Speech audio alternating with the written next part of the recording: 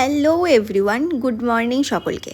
আজকের দিনটা আমার লাইফে খুব স্পেশাল, মানে ভীষণ স্পেশাল একটা ডে। সেটা কী জন্য, কী কারণে, সেটা হয়তো তোমরা অলরেডি সকলেই গেস করতে পারছো। আর তার জন্যই কিন্তু এত আয়োজন।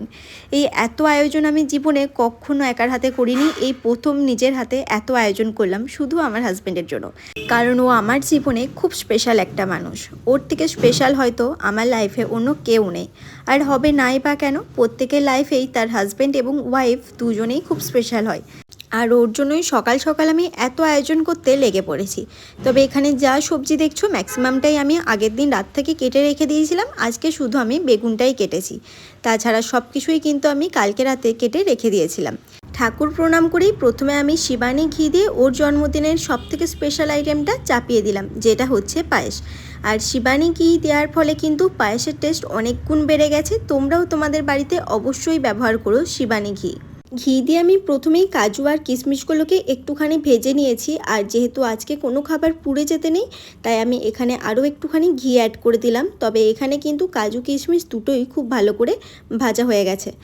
কড়াইটা এতটা গরম ছিল, আর তার মধ্যে প্যাকেটটাও ঠিক করে কাটা হয়নি বলে চারদিকে দুধ পড়ে তো একাকার। তখন আমার মনটা স্বাভাবিকভাবে একটুখানি খারাপ হয়ে গিয়েছিল যে জন্মদিনের সকালটাই এরকমভাবে শুরু হলো, তাহলে এখনও সারাটা দিন এত রান্নাবান্না আমি একার হাতে কি করে কমপ্লিট করতে পারবো। এত ভয় নিয়ে কিন্তু আমি আবার লেগে পড়েছিলাম, যদিও মনে অনেকটা সাহসকে আবার তৈরি করে নিয়েছিলাম। আর এখানে আমি টোটাল 1 লিটার দুধ ব্যবহার করেছি 50 গ্রাম খাস চালের জন্য। তার মধ্যে প্রথমেই কিছুটা দুধ, প্রায় 400 ml মতো দুধ কিন্তু আমি সরিয়ে রেখে দিয়েছি। 400 কি 500 ml দুধই হবে, যে আমি প্রথমেই একটু ফুটিয়ে নিয়ে সরিয়ে রেখে দিয়েছি। তারপরে কিন্তু বাকি যেই দুধটা কড়াইয়ের মধ্যে ছিল তার মধ্যেও চালটা দিয়ে দিয়েছিলাম। আর এইদিকে আবারও একটা কড়াই আমি চাপিয়ে দিলাম, কারণ রান্না বান্না তো একটা একটা করে করা আজকে সম্ভব নয়, কারণ একটা একটা করে করতে গেলে অনেক টাইম লেগে যাবে। তাই এদিকে কিন্তু আমি শাকটাও চাপিয়ে দিলাম। ওইদিকে পায়েস হতে হতে এইদিকে আমার শাকটাও অলমোস্ট হয়ে যাবে। আর তাছাড়া যেগুলো হয়ে যাবে একসাথে আমি দুদিকে দুটো গ্যাসে করছি, এর ফলে কিন্তু আমার রান্না বান্না অনেক ঝটপট করে হয়ে যাচ্ছিল। আর এত তাড়াতাড়ি করছিলাম, আর তার মধ্যে আমি চেষ্টা করছিলাম যে আজকে যেন কোনো কিছু পুড়ে না যায় বা কিছু না হয়।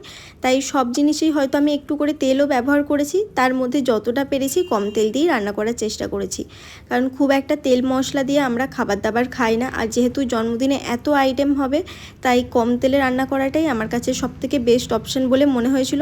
তবে একটু তো তেল আমাকে দিতেই হয়েছে। আর এইদিকে ফ্রাইং প্যান চাপিয়ে নিয়ে কিন্তু ওইদিকে আলু ভাজা আর তার সাথে কিন্তু পটল ভাজাও দিয়ে দিয়েছি। এইদিকে পায়েসটাও অনেকটা হয়ে এসেছে, এর মধ্যে চিনিও দিয়ে দিয়েছি। আর এইদিকে কিন্তু তোমরা দেখতে পাচ্ছ আবার আমি বেগুনটাও এর মধ্যে দিয়ে দিলাম। দুদিকটা যে কিভাবে সামলাচ্ছিলাম সেটা শুধুমাত্র আমি একা জানি। এদিকে পায়েস অলমোস্ট ডান, আর যেই দুধটা আগে থেকে তুলে রেখেছিলাম সেটাও এবার পায়েসের মধ্যে দিয়ে দিলাম। এতে করে কি হবে, পায়েসটা কিন্তু খুব ভালোভাবে হবে, আর পায়েসটা খেতেও দারুণ টেস্টি হবে। পায়েস অলরেডি নামিয়ে দিয়েছি, ওইদিকে ভাজাভুজিও কমপ্লিট। আর এইদিকে কিন্তু এখন আমি চাপিয়ে দিয়েছি পটল চিংড়ি। এত তাড়াতাড়ি করে সব কিছু করেছিলাম, তার মধ্যেও সত্যি বলতে মা অন্নপূর্ণার হাত আমার মাথায় না থাকলে এত টেস্টি খাবার সেদিনকে হতে পারতো না। কারণ এরকম এত টেস্টি খাবার বোধহয় আমি অন্য দিনও বানাতে পারি না। সেদিনকে যতটা তাড়াতাড়ির মধ্যে করে এত টেস্টি হয়েছিল প্রত্যেকটা আইটেম। মানে আইটেম বলতে সেরকম আমি হয়তো কিছুই করিনি, তার মধ্যেও যেইটুকু করেছি সেইটুকুই কিন্তু প্রত্যেকটা খাবার দারুণ টেস্টি হয়েছিল। আর আমি এখানে সব কিছুই অল্প অল্প করে করেছি, তার কারণ এত আইটেম দুজন মিলে খেয়ে শেষ করতে পারতাম না। খাও।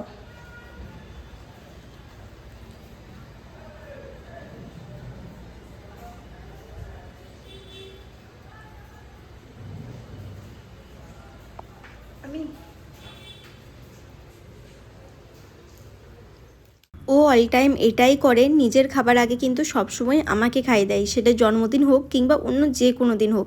সেই দিনকেও কিন্তু ও আমাকেই ফার্স্টে খাইয়ে নিজের দিনটা শুরু করেছিল। আর এখানে দুপুরের আয়োজন দেখতে পাচ্ছ, এগুলো হচ্ছে আমার দুপুরের আয়োজন।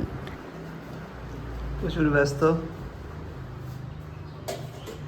একটু আছি, মাটনটা খুলবো আবার, ভাতের হাঁড়িটা মারবার।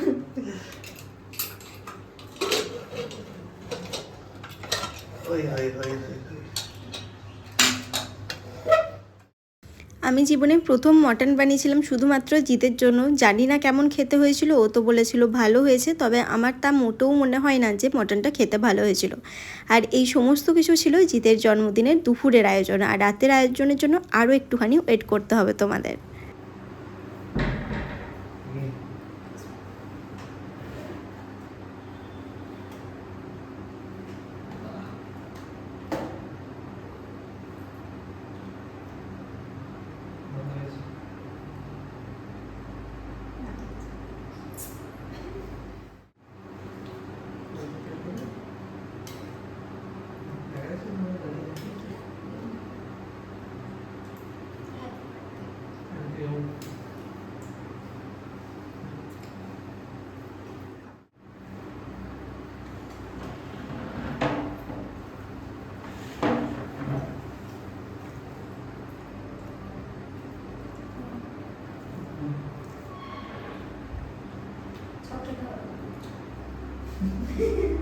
কটা হয়েছে? 1, 2, 3, 4, 5, 6, 7, 8, 9, 10, 11, 12, 13, 14, 15, 16, 17, 18, 19, 20, 21, 22, 23, 24।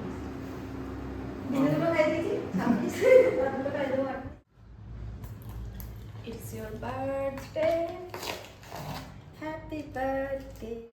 দুপুরের লাঞ্চ হয়ে যাওয়ার পর কিন্তু সন্ধ্যাবেলা থেকে আবার লেগে পড়েছিলাম এখানে ডেকোরেশন করতে, কেক নিয়ে আসতে গিয়েছিলাম, এছাড়াও ছিল রাতে রান্না বান্না। যতটুকু পেরেছি নিজের হাতে চেষ্টা করেছি। আর এই যে আমার বরমশাই এদিকে কেক কাটছে। ও সকাল থেকে এত খুশি হয়েছিল যে আমি বলে বোঝাতে পারবো না।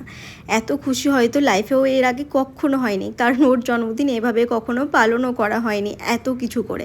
তাই আমি আগেরবারেও করেছিলাম অনেক কিছু আইটেম, এবারে তার মধ্যে আরও স্পেশাল করার চেষ্টা করেছিলাম যে ওর যত বছরের বাড়তে ততগুলো আইটেম করব। আর সেটা দিনে রাতে মিলে যদিও তার থেকে বেশি আইটেম হয়ে গিয়েছিল, কিন্তু আমি আমার দিক থেকে চেষ্টার কোনো খামতি রাখিনি। আর এই দিকে কিন্তু আমি যতই টায়ার্ড থাকি না কেন তারপরেও আমি রাতের রান্নাও শুরু করে দিয়েছি। আর রাতের রান্না হচ্ছে মিক্সড ফ্রাইড রাইস, আর তার সাথে হচ্ছিল চিকেন কষা। এখানে আমি চিকেন রাইস সব কিছুই খুব অল্প অল্প করে করেছি। শুধুমাত্র দিনে এত খাওয়া দাওয়া হয়েছে, সন্ধেবেলায় কেক খেয়েছি, মিষ্টি খেয়েছি, তাই আমাদের পেটে খাবারের একটুও জায়গা ছিল না। আর অল্প যদি না করি, ফ্রিজ তো অলরেডি ফুল ছিল, আর এগুলো আর রাখার জায়গা হতো না। তাই সব কিছু এতটাই অল্প করে করেছি যেন মানে রাতের খাবার রাতে, দিনের খাবার দিনে উঠে যায়। আর রাইসটাও কিন্তু হয়েছিল জাস্ট দুর্দান্ত। মানে সেটা ও তো বলবেই যে কেমন হয়েছে, তার আগেই আমি তোমাদেরকে একটু জানিয়ে দিচ্ছি যে জাস্ট দুর্দান্ত হয়েছিল।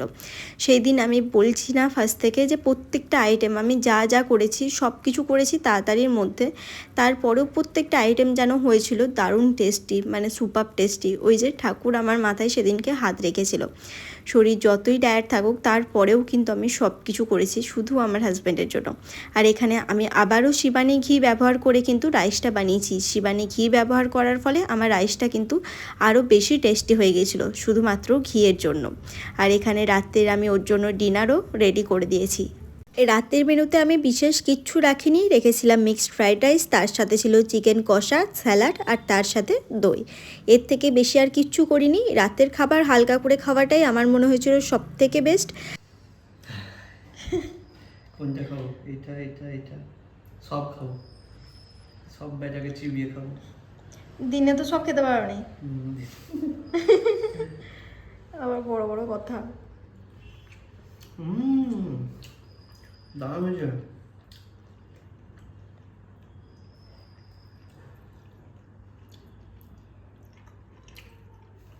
জবরদস্ত।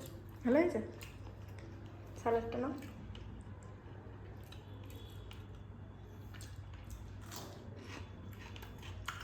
স্যালাডটাও দারুণ হয়েছে। সেটা যেমন আমার সমস্ত ভিউয়ার্সদের উদ্দেশ্যে বলছি, তোমরা সকলে জিতকে অনেক অনেক আশীর্বাদ করো। আর আজকের মতো ভিডিওটা এতটুকুই। দেখা হচ্ছে নেক্সট অন্য কোনো ভিডিওতে। চলো, বাই বাই।